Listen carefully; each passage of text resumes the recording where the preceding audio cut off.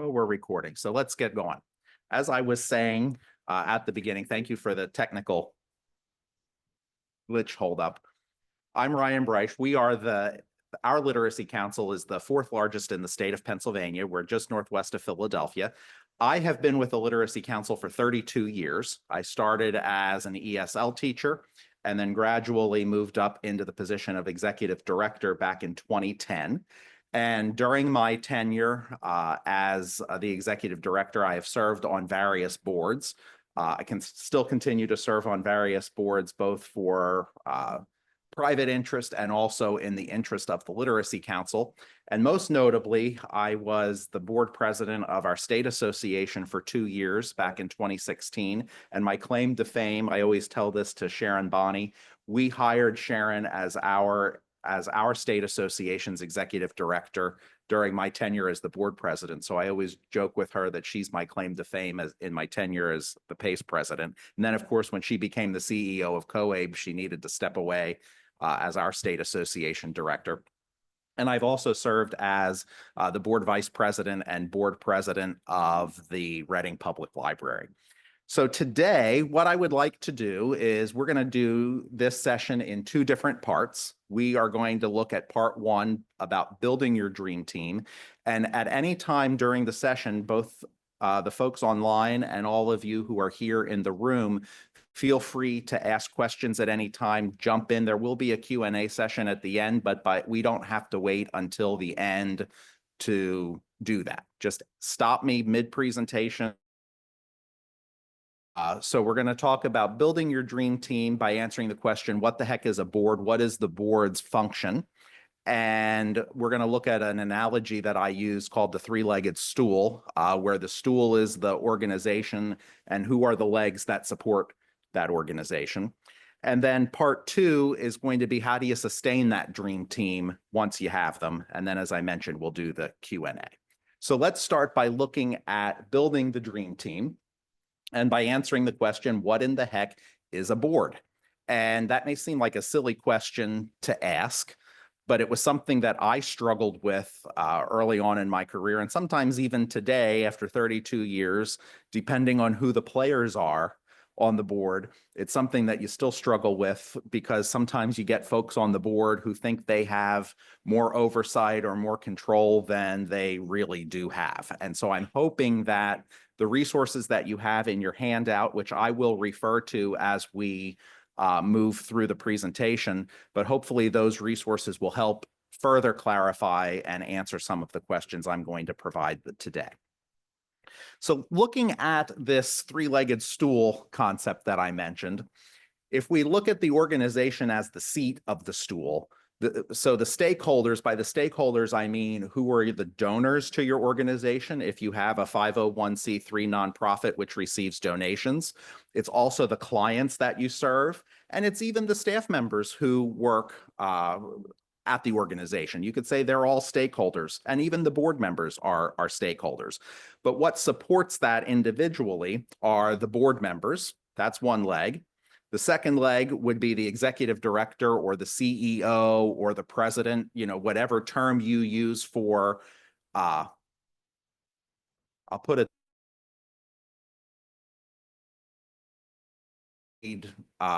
professional employee of the organization. And then finally, the staff and the volunteers are the third leg. And you'll notice underneath each of those legs, I have what those different stakeholders' responsibilities are. So the board members' responsibilities are to provide governance for the organization. And we're going to talk about what that means as we move forward. The executive director and the CEO is the one that's responsible for the management of the organization. And this is where there can be some blurred lines or some confusion because the board sometimes think they're the managers and the board members are not managers. The board members are strictly there to provide governance and to create policy and make sure the policy gets implemented. They pay the executive director or the CEO to follow through with the governance that they create. And they hold the executive director or the CEO accountable. But the CEO or the executive director is the one who is responsible for managing the organization, making sure the budget is being followed correctly, and presenting to the board what he or she is doing in terms of management. And then finally, the staff and the volunteers are responsible for the implementation. So the executive director oversees the staff and the volunteers to make sure that what the board of directors created in terms of policy for the organization, they make sure that it's being implemented, and they're the doers. And we're going to talk about that in a couple of moments.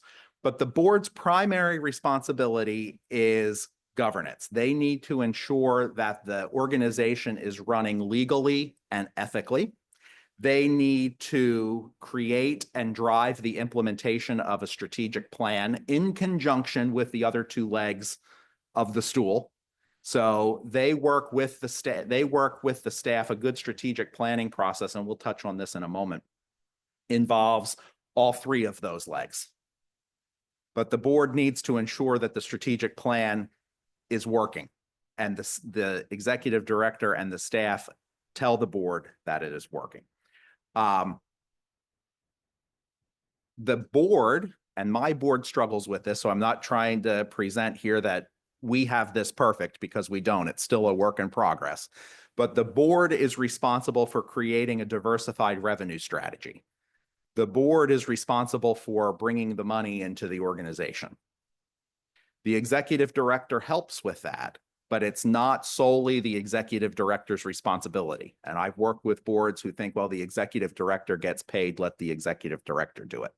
It's the board's responsibility, and you should attract board members to the organization who have connections financially and politically to allow that to happen. And the other thing that the board is responsible for, the board's other primary responsibility is to hire and fire the executive director. The board should have no other say on any other staff members. The board is responsible for the executive director, and then the executive director is responsible for the rest of the staff and the volunteers. And sometimes that gets blurred too. Sometimes board members want to know, what's the secretary doing? What's the receptionist doing? Did the volunteer coordinator do this? It's not the board's concern. The board is just concerned that the executive director is doing his or her job correctly. So now that we agree on what the board's role is, let's take a look at what makes an effective board or an effective dream team. And the first thing is that your organization should have a current bylaws. And the bylaws should be looked at least once a year. And your bylaws should specify very clearly who is a good member for your board, or what a member of your board should be. And also things such as term limits for board members, and also a process for removing board members who maybe are rogue. You don't want to do anything that you don't have in your bylaws. In the handout that you were given at the beginning, and for those of you who are online, these have been uploaded to the Whova app. I have pertinent examples in here of my agency's bylaws, which were written by our bylaws committee and analyzed by a lawyer. So they are legal, and how do I want to say this? They're legal correct, at least in the state of Pennsylvania. And they were reviewed and analyzed and so forth. And I put in bold the pieces that I'm going to talk about this morning. Okay, so you don't need to, I may refer to these during the presentation this morning, but everything that is bolded will be things that I've referred to today. And you are more than welcome to copy and paste and use these for your own organizations if you would like. So effective dream teams have good bylaws. They have good board development procedures for the board, and board development means how do you recruit and how do you maintain board members. It sets the tone for not only attracting good board members, but also having a process for saying goodbye to ineffective board members. Effective dream teams also have board members who know their responsibilities. We're going to talk about how you get the board to understand their responsibilities in one moment.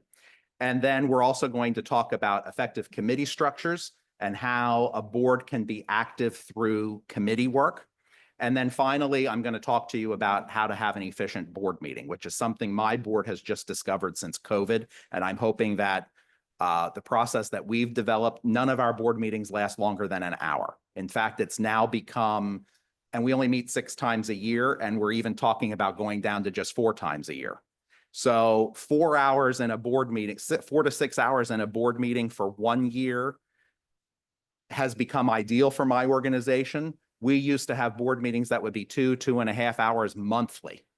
So you can see the dynamic that has changed. And it's not that the board is not informed, but now the board's involved in other ways because, oh, we're not meeting for 24 hours a year. How are you operating? How are you contributing to the organization those other 20 hours that we're not now in meetings? Well, now they can volunteer. Now they can sit on committees. And so it actually has made our process much more efficient. And the board is actually much more involved. So let's talk about the bylaws and the things in the bylaws that should be specified in the bylaws. First thing is an election process. You should have a nominating committee, and it should not be the executive director, although the executive director should have input.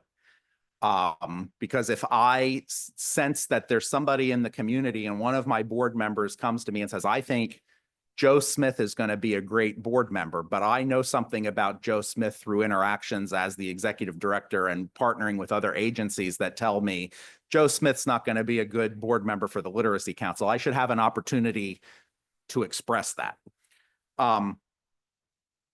The board development committee is usually chaired by the vice president of the board. The board nominating committee or the board development committee is usually chaired by the vice president of the board. And they're constantly looking for new members of the board. They're also looking for people to serve as the officers in future years. Your board should also have term lengths and term limits. At our agency, we have 1/3 of our board getting elected each year. So there's 1/3 new members each year, or their terms are renewed, but we do also put term limits on the board. Nobody on our board has been on for more than 6 years. If we rotate them off, even if they're a great board member, we look for other things for them to do. I have that situation right now. I have a board member whose 6 years just ended in December. He is a fabulous supporter of our organization. He's not only a contributor, but he makes sure the paint is not peeling on our walls in our building. He makes sure that we get somebody to get the shrubs trimmed outside, and we didn't want to lose him, but yet we don't want him still on the board because we don't want it to get to be that, well, Ron always has a seat on the board and then Ron becomes complacent. So he's got to take a year off. We're keeping him involved in other aspects. And if he wants to join the board, we'll give him that opportunity, and then he'll have the option to get, he'll be in line to get elected by the current board to join next January. And what happens if you've got a bad board member? Well, then guess what? At the end of their term, you don't have to renominate them.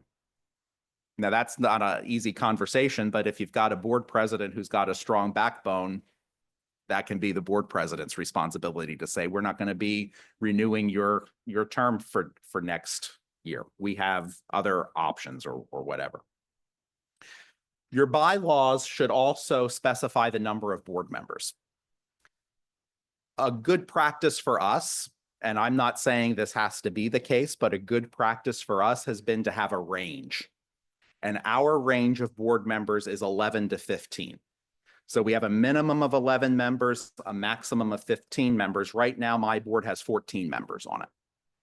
And what do you think is a good reason for having a range of board members versus saying you need to have 15 board members or you must have 10 board members? Any ideas?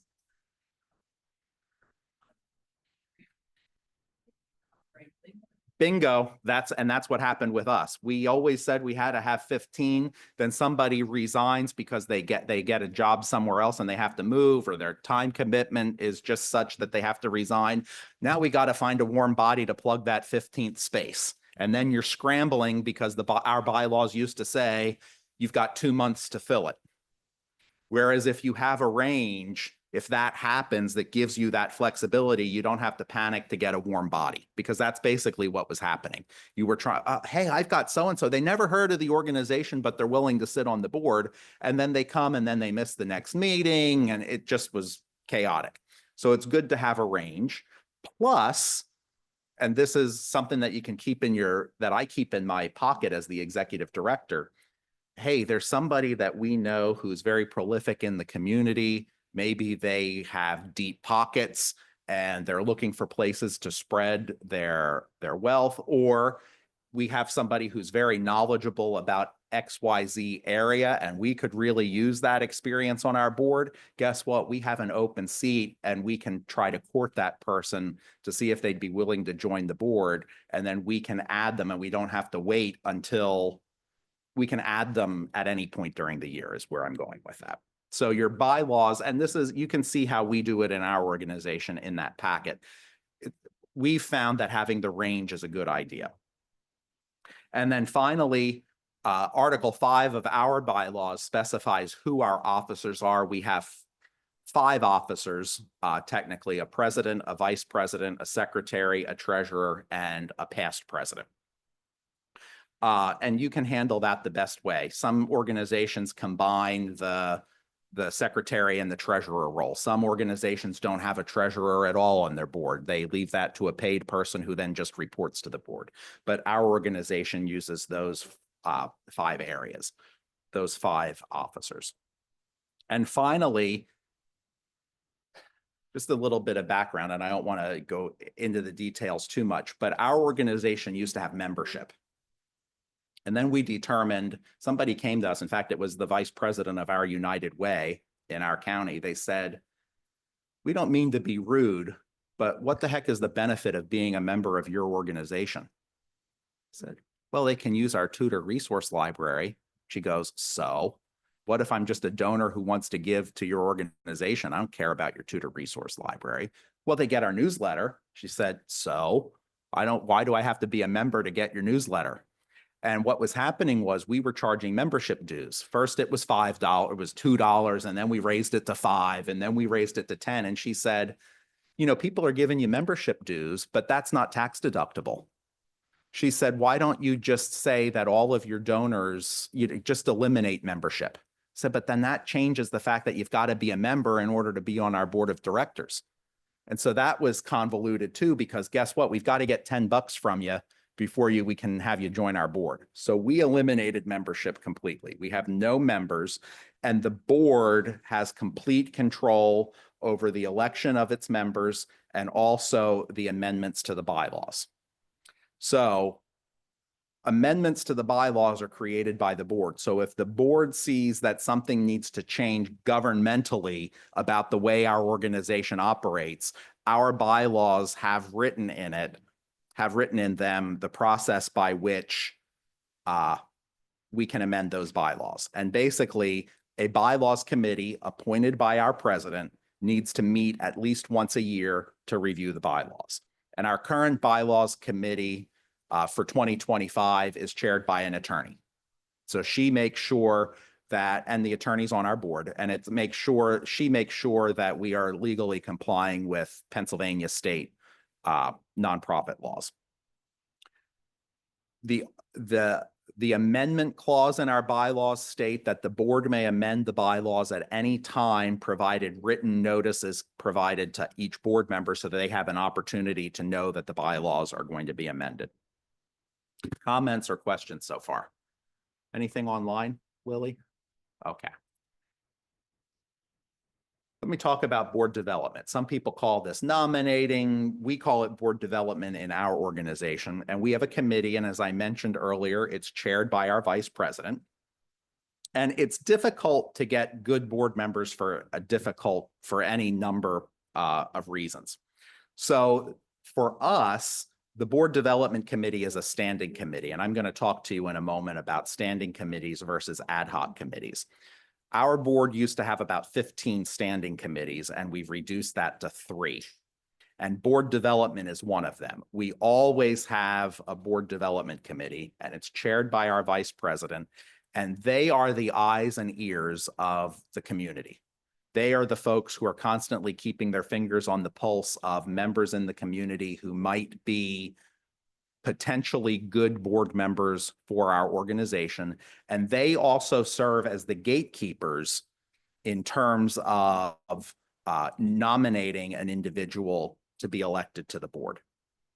In the past, I share that now because in the past, it was kind of like, hey, Ryan, you got any good prospects for the board? What would be wrong with the executive director coming and saying who should be on the board?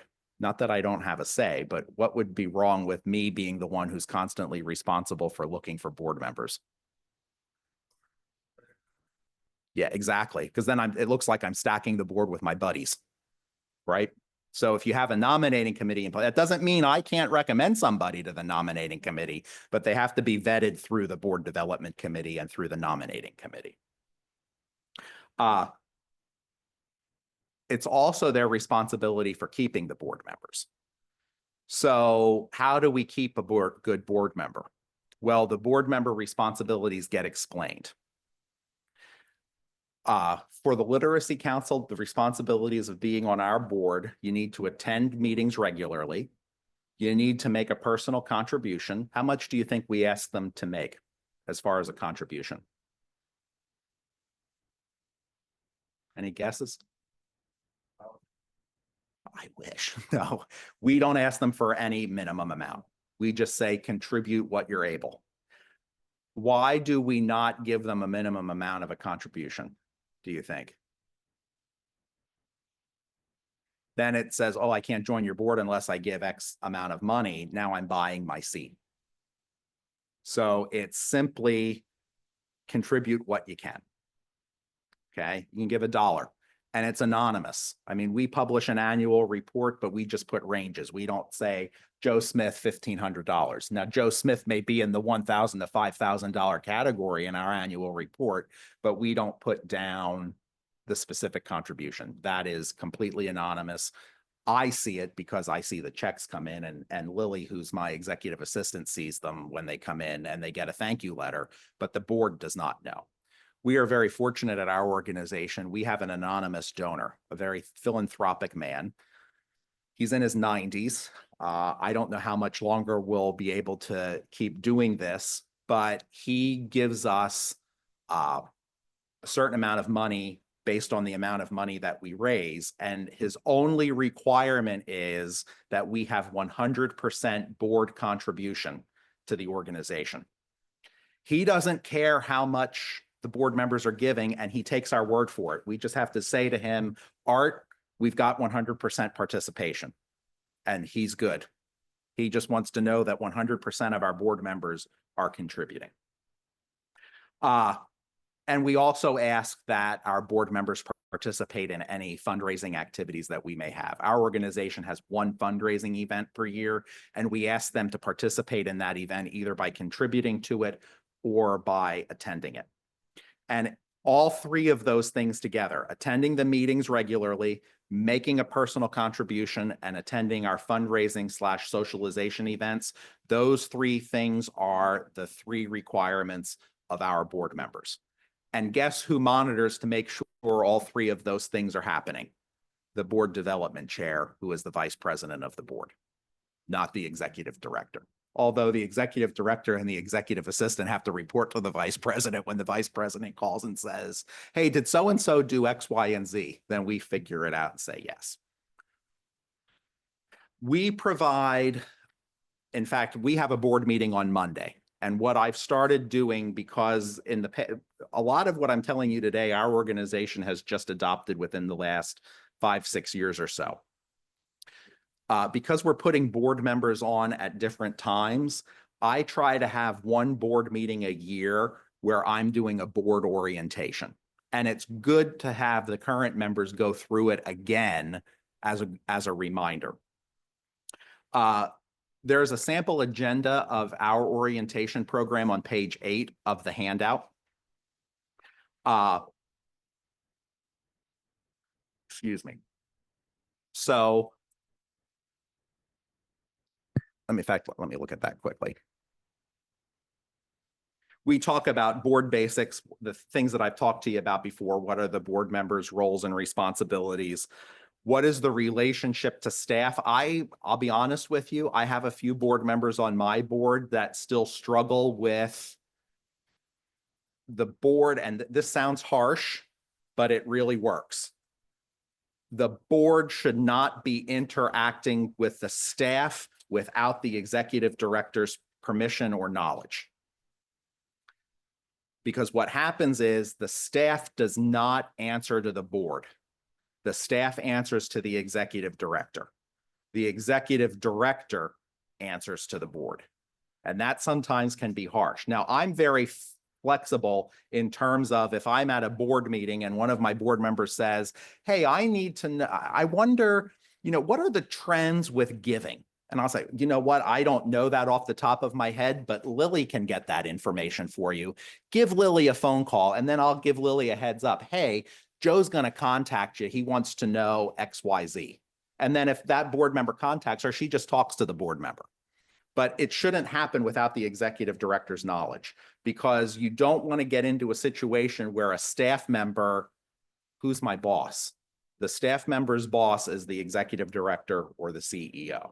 My boss are the 15 members. My bosses are the 15 members of the board of directors. We also talk about meeting attendance and preparation. We don't provide a whole lot of materials for our board meetings, just what's necessary, and I'm going to talk about that in a moment. We discuss that in the orientation program. We also give them the option to select what committees they might be happy to be a part of. Where's your expertise? We may share some possibilities with them. The other thing we do in our orientation is we talk to them about protections and assurances.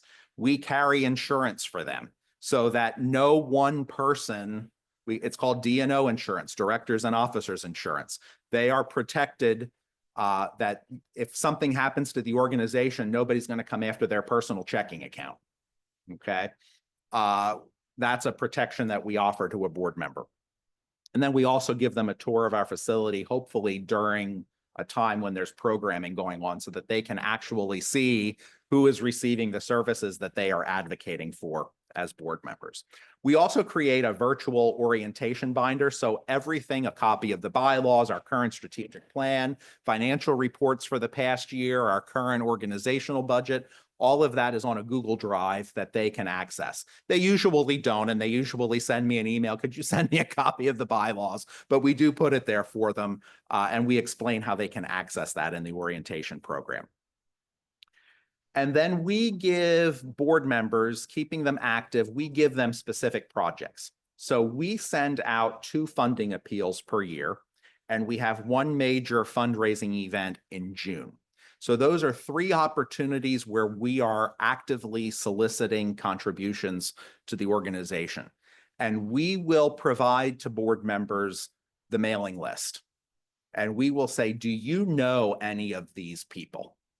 And then we will say, and then they will tell us, yes, I know these 15 people. Then we will say to them, will you take some time, please?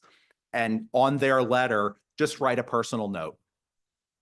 And then we'll put that in the bulk mail. And then when the person gets it, they have this personal note from this person that they know who is a board member. Lily, I'm surprised she still has hair as beautiful as she does, because that can be a process. Trying to corral 11 to 15 board members with a mailing. How many people are on our mailing list? Over 1,000. And coordinating who has what letter, who's answering this. Did they stay in postal order and zip code order to go through the mailing? But it works. And it gives the board members something that, especially the ones who aren't actively involved with tutoring in our organization or the executive committee, I'm talking to them, some of them almost daily, but you have some of those board members you only see at a board meeting. It keeps them engaged with the organization.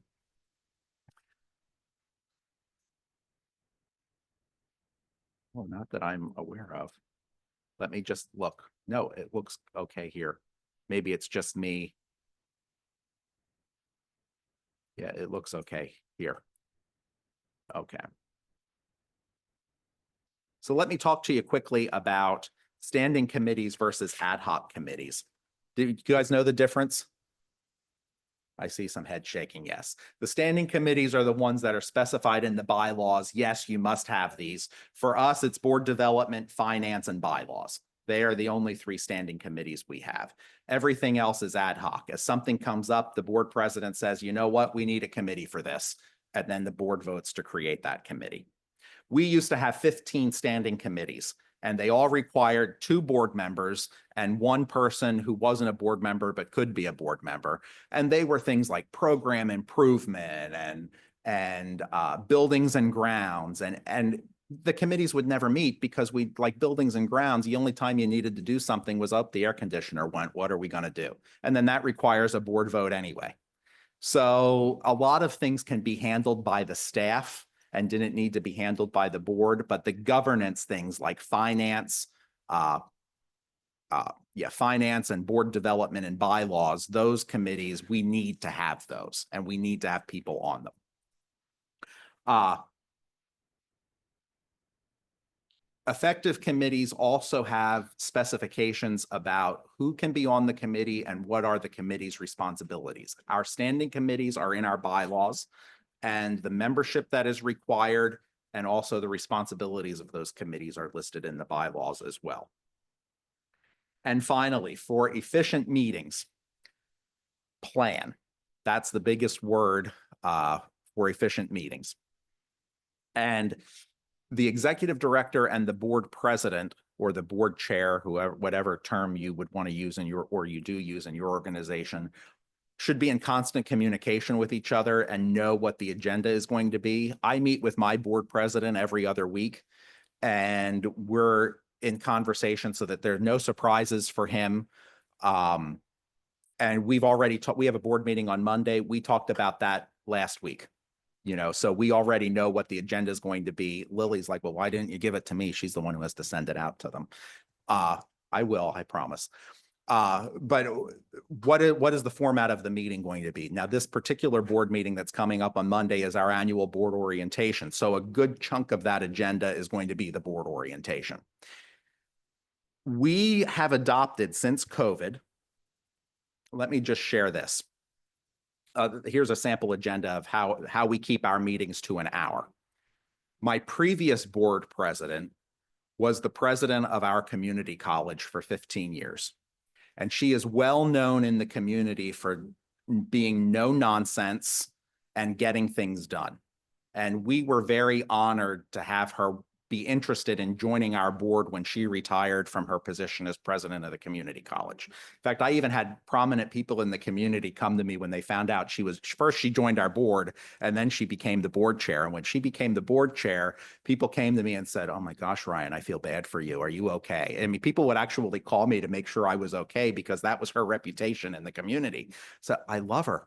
She is spectacular. We're getting things done. She actually whipped the board into shape and that's why I call it the dream team now, because it was because of her finally being a volunteer who said, you know what, we've got to get people on here who are doing good things for this organization. It actually made my job easier. And now she's not our board chair because her term finished, and I miss her terribly. And some people are surprised when they hear me say that I miss her. But one of the things that she did to make us have efficient meetings, we adopted, after we do our welcome and call to order, we adopted a consent agenda. One of the first things that she came to me complaining about at her first board meeting was, Ryan, it shouldn't take 5 minutes to approve the minutes from the last month's meeting. There's no reason for that. They get it a week ahead of time. They should read it. And if they've got an issue, they've got to send an email to the board secretary and say, you spelled this wrong. We shouldn't be arguing about that in a board meeting. There's no time for that. She said, we need to adopt the consent agenda. And in the consent agenda, and we'll talk about this in a moment, it contains the minutes, and you need to have a good secretary who can take good minutes. And minutes should never be a transcription of the meeting. It should, our secretary just does bullet points, and you list who did the motion, who seconded it, and that it was a unanimous, or if there were dissents or whatever that gets put in there, but it should not be a transcription. Well, so-and-so said this, and then so-and-so said this. It would be XYZ was discussed, period. You don't need to have the nitty-gritty details. So you need to find a good secretary who can do that. So the minutes are in the consent agenda. The financials are in the consent agenda. We do, and this was thanks to our previous board president, we not only provide the report that QuickBooks spits out, which shows the current month against the year to date and the budget, but it also has a short narrative, because some people are numbers people and some people aren't numbers people. Some people are words people, and they just want a narrative. Where do we stand? Well, our income was this, our expenses were this. This means this is where we stand in relationship to the budget, blah, blah, blah, blah, blah. And then, for example, the financial report that's going to come out on Monday, there are about 5 bullet points that explain we're a little over budget in this column because we had this expense. We're a little under budget in this revenue column because we are, so-and-so didn't pay us yet, but it is on its way. And when it comes, it'll get put in correctly, et cetera. That's all explained in the financial report. You don't want your treasurer to be a banker. Nothing against bankers, but bankers are not finance people. If at all possible, they work with money, and in some cases they don't work with money. They just work in an organization that deals with money, but they don't necessarily understand the financial, they don't necessarily have the financial acumen to fully explain a financial report. If at all possible, if you can find a CPA or someone who understands numbers as an accountant or as a bookkeeper, they are a much better option for a treasurer than somebody from a bank. Everybody says, oh, you're from Main Street National Bank. Could you join our board and be our treasurer? That banker does not a good treasurer make. That's just experience. We have a CPA on our board now. He thinks completely differently. It's almost like we're going to have to retrain the board to look at the financial reports. And I'm all for that because it's going to be a good thing. So that's just a piece of advice. If you take anything away from today, nothing against bankers, I love them, but they shouldn't be the treasurer of your board. Committees. This is all part of the consent agenda. If the bylaws committee, the board development committee, or the finance board development, or the finance board development bylaws committee, if they meet and they have a report, they should give a written report. It should be no longer than 1 page, and that's in the consent agenda.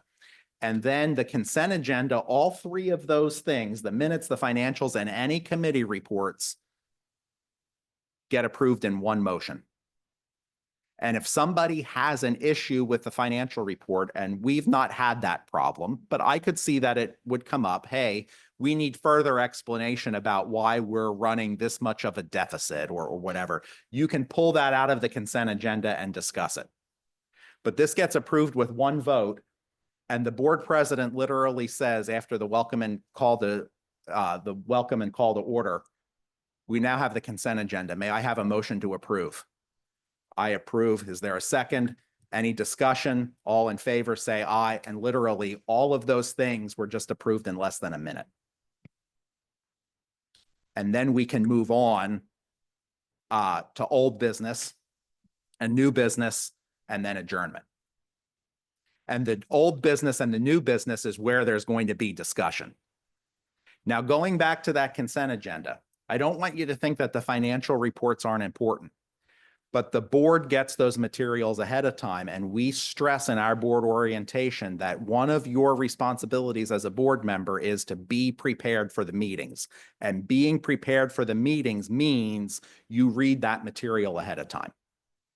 So that when you come to the meeting, if you have questions or you have concerns, they come to the meeting and we can discuss it at the meeting. Or if you have a question about something, you can reach out to the people on the board before the meeting. And that happens. We might have a board member who reaches out to the treasurer to get clarification on a specific line item. The treasurer then explains it, and then there's no problem. But it gives us the time to spend on the stuff for the organization that matters. The programming, the upcoming events, et cetera. Comments or questions about the sample board agenda or how we run our efficient meetings? And there's a sample agenda in your packet. Many of you have heard of Robert's Rules of Order. Have you ever seen the Robert's Rules of Order book? I see some people, yeah, I've seen that book. It's like this thick. And you can drive yourself nuts figuring out, and I'm not trying to say there's anything wrong with Roberts, Mr. Roberts, but for smaller non-profit, and I consider ourselves, even though we're the 4th largest adult literacy provider in the state of Pennsylvania, we're a small nonprofit. You know, our budget's about $750,000 a year. We are one of about 400 nonprofits in Berks County, Pennsylvania, where we are situated. We're not big beans in that, in the big nonprofit space, we're not a big nonprofit. There is no reason to get encumbered with Robert's Rules of Order. As long as you have the board agreeing to how it's going to conduct its meetings, that's fine. And I call it Robert's Rules of Order light. When there's a motion on the floor, you get a second, then you discuss it, and then you vote on it. We don't get involved in all of the terminology of call the question and so forth, because that just turns people off. I remember we had a gentleman one time, and I brought the book along with me. His name was Michael Sand. And he wrote this book called How to Manage an Effective Nonprofit Organization. He lived in Harrisburg, Pennsylvania. And he did a lot of board training for our board members. He did strategic planning with us. He actually used chapters of this book to present sessions to our board and to our staff. And when he would get to Robert's Rules of Order, he would get mad. He hated Robert's Rules of Order. And he would say, Robert's dead.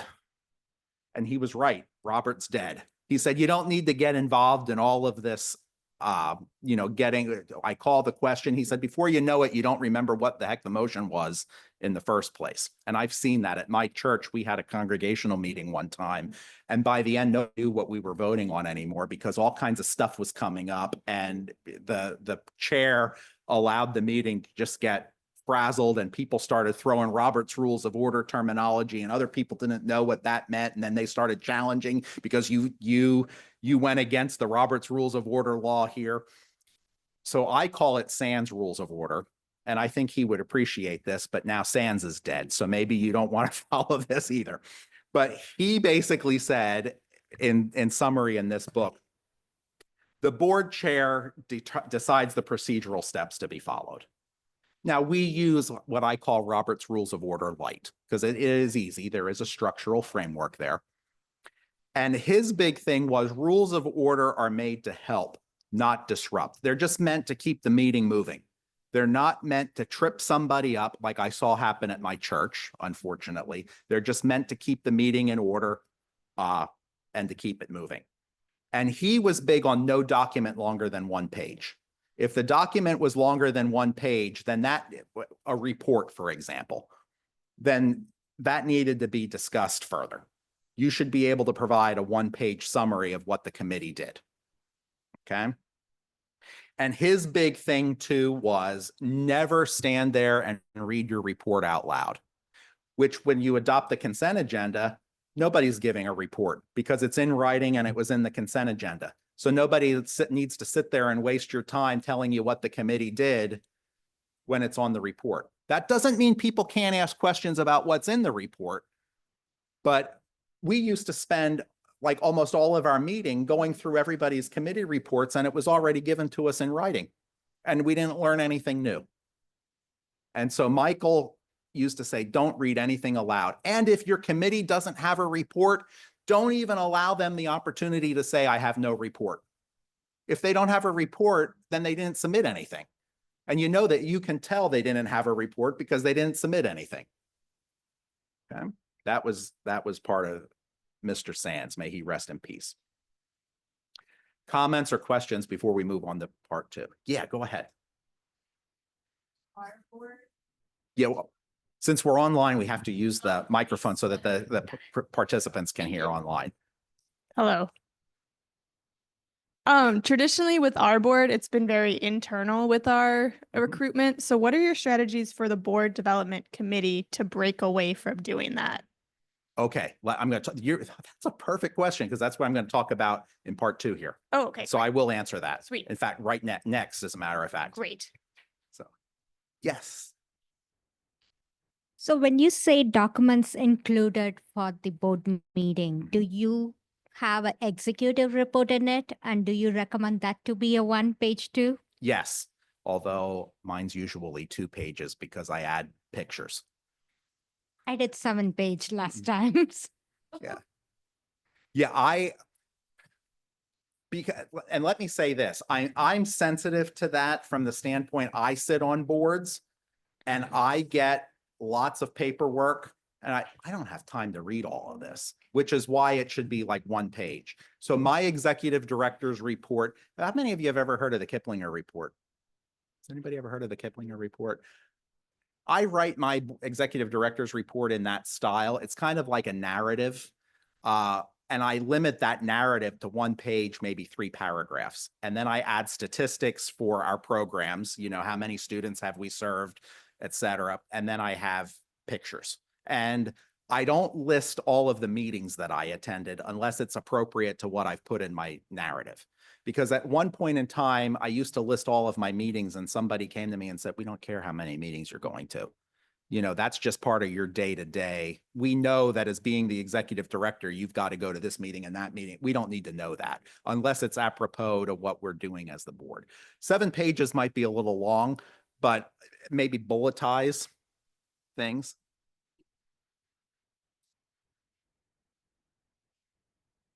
Get graphs and so forth. Oh, grants. Yes, I do. Yeah. Yes. Now, if there's nothing new to report, you know, like, then I wouldn't. But if we receive a grant, yes, or we received a Department of Homeland Security Citizenship and Integration Services grant. So that was a big deal for our organization. So when we had that grant, you notice I said when we had that grant, I would provide updates at each board meeting because that one was a big deal. Mhm. So there was always an update on that in my report. Anybody else? And I'm happy to share with you, you know, if you haven't signed the tablet with your email address, I will make sure that I send out to all of you a copy of my executive director's report so that you can see what mine looks like. And for those of you who are online, I'll upload it to the Whova app as well. Okay. I don't know how many of you are comfortable using the Whova app and so forth. I don't have a problem using it and uploading it, but I figured if I had your email addresses, I can just get it out there for you directly. Other comments, questions? Okay. So sustaining members and keeping board members and recycling them and keeping it fresh. Re-election of board members. If you have the responsibilities of the board clearly outlined in your bylaws, that's the first test to see if you want to even extend a re-election opportunity to a board member. Whatever your criteria are for being a board member, you can just check yes or no. And if you have any no's, you can use that as your first line of defense to say, we're not going to re-elect this person. And you can do it civilly. You know, you can just say, we're not going to re-elect you. We had that with a board member just this past term, as a matter of fact.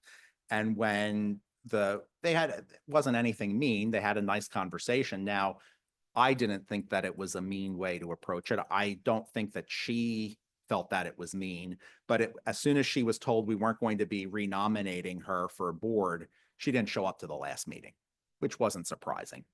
But she did not meet, she didn't make the financial contribution. And so they had a conversation with her, you know, about the importance of giving financially, and we would really strongly encourage, and we never received a contribution. So that's one of our criteria. So unfortunately, we're not going to renew your seat. Apparently. Yeah, I mean, she could have given us 25 cents and that was it, you know, no questions asked, but you know, she didn't. And that, I know that that sounds like, oh, she might be buying her seat, but you know, if you care about the organization, you know, we don't care how much it is, but you would contribute financially, especially because a lot of our board conversation talks about the finances, you know, and where do we stand with grants, and here are some grant opportunities and that type of a thing. And boy, we're really going to struggle this year. Or if we want to maintain our programming, we really need to look at how we can bring in extra revenue in this area and so forth. And so it was a little disheartening, and people were a little frustrated that, wow, she hasn't made a financial contribution. If you have an inactive member, now we say if you haven't been to 3 meetings, and if we only go down to 4 meetings, we have to revise our bylaws. But if you haven't been to 3 meetings, then the board president gives you a phone call and says, hey, you doing okay? We haven't seen you at the last meetings. Anything going on? And sometimes we have a board member in particular who usually has something going on at the same time, and she alternates between them. And so we get her 1 month, but we don't get her another month. We are aware of that because she was very upfront with us about that. And sometimes that's the case and we aren't aware of it. But when you talk to them and find out about that, you know, okay, that's no problem. You know, but can you stay engaged in other ways besides the meetings? But if they're inactive and you don't get a decent response, that's a good way to say, okay, then maybe it's time for you to step aside and we can find another way for you to serve. And the bylaws should have a process for removing members and a clause for stipulating when to declare a seat vacant. There is, did I put it in here? Yes. Pages 7 and 8. And is a sample board matrix worksheet where, and this could be anything that would be appropriate for your organization. We use this as a way to determine if we want a complete board, what areas, where do we need to find members to help us make this more complete? For me, I'm always looking in the professional expertise. Like, these are the areas of professional expertise that I need assistance with in my organization. And it would be wonderful if I had a board member who would be able to do this in terms of me being able to reach out to them and saying, could I have your advice for X? Do you have a way for us to do Y? If I have a board member, then that's a way I'm keeping them engaged in that area of expertise, because I don't know everything and people on our board don't know everything and my staff doesn't know everything. So this is a good tool for our board vice chair to use as the head of the board development committee to say, where do we have gaps in our board membership and where can we go to find people to fill those gaps? So I don't know if that answers your question about looking for individuals who are fresh, but I think that the board matrix worksheet is a great example to look at your organization, and you can make these criteria whatever is important for your organization. This is just ours, and you can find these online anywhere. Just Google board matrix and you'll find a gazillion of them. That would be a good way for you to say to your board chair and your board vice chair, hey, we really need help with IT. Do you think we could find somebody for our board who'd be interested in our mission and also has some IT background? And maybe that's not that that person becomes our IT person, but they would have connections in the IT field. And then you can say to the board, we're really looking for an IT person to fill this seat. You know, so that would be a good starting position. Does that answer your question?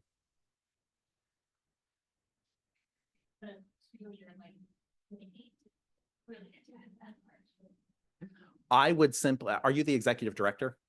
Okay, I would say if the executive director goes with or has a conversation with the person who's in charge of nominating and just say, hey, I attended this session, or, you know, I heard about using this board matrix thing.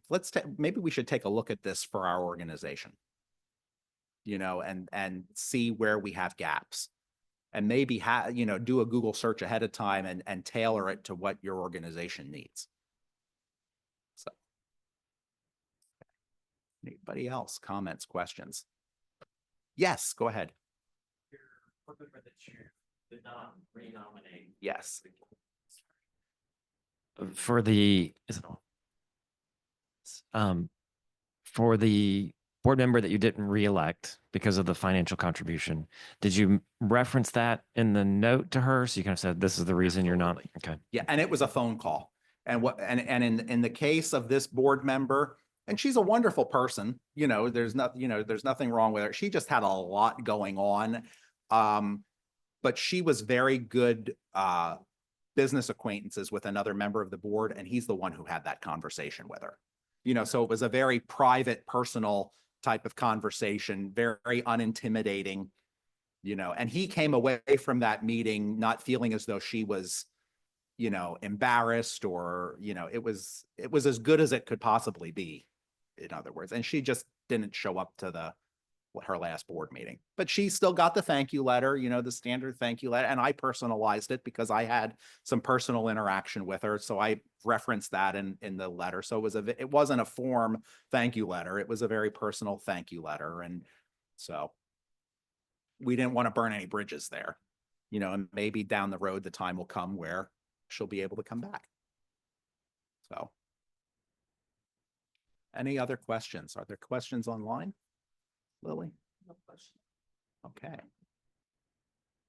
Because we're running short on time, I'm not going to bore you with playing a Kahoot, but I was going to play a Kahoot as a review. But I would like to just leave you with 2 QR codes.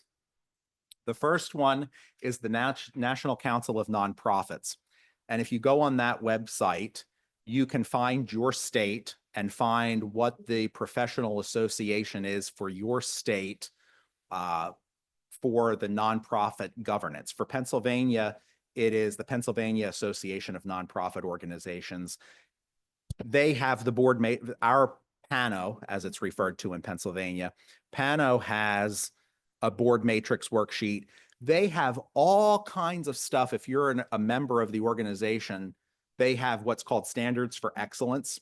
And I think that's other states across the country also follow this standards for excellence. If you're a well-run organization, you adopt these practices. Everything that I've talked to you about today is through those standards for excellence, or it's a thread of those standards for excellence. How we got involved with it, I have 2 good friends. I'll tell them, but they'll kill me when they find out that I talked about their organization here. About 30 years ago, their organization didn't do any of this stuff. And the United Way didn't have the oversight that they said that they did. And what happened was it came to light that for about 5 years, the executive director of the organization and the president of the organization had a good thing going where they were both embezzling money from the organization to the tune of $100,000 a year. And nobody caught it. The United Way didn't catch it. Nobody caught it. Well, guess what happened when it came out in the news? Of course, they were all thrown in jail. The executive director and the board president were thrown in jail. The organization still exists today, albeit under a different name, and fabulous they have a co-executive directors now. But what happened was the United Way had egg on their faces. And I say this because the people who were at the United Way then are not at the United Way now. But they required every agency partner. Our United Way has an agency partner system where we receive funding as an agency partner, and we're entitled to certain things as an agency partner, and you have to earn your agency partner status, et cetera. But if you wanted to be an agency partner, you had to go through PANO's standards for excellence. And that was a grueling process. It was like an audit times 100. You had to go through and make sure your minutes followed a certain format. You had to make sure your bylaws had a certain format. And we did that. And it was not that painstaking for us because our organization had already been following a lot of those things, but it forced us to create conflict of interest policies, which we didn't have. You couldn't have family members serving on boards together, that type of a thing. And it was a great tool for our organization, and it got us to where we are today. So I share that with you because if you have an organization, if I said something today and you're like, oh, how do I do that? Of course, you can reach out to me, but your state nonprofit organization has those standards for excellence resources. And I know for Pano, as a member, we get them for free. And I have a binder this thick because I like stuff in print. I have a binder this thick that has all of their resources in it. So if I need a board matrix worksheet, boom, I can find it. You need an executive director evaluation tool, boom, there's one there. So that will get you there. And then the other link is a link to the Amazon to get Michael Sand's book. It's like $12. So, and I find this is a very helpful tool. It was written in like 2000, I think, but it's still practical today. Any final comments or questions? We have 4 minutes.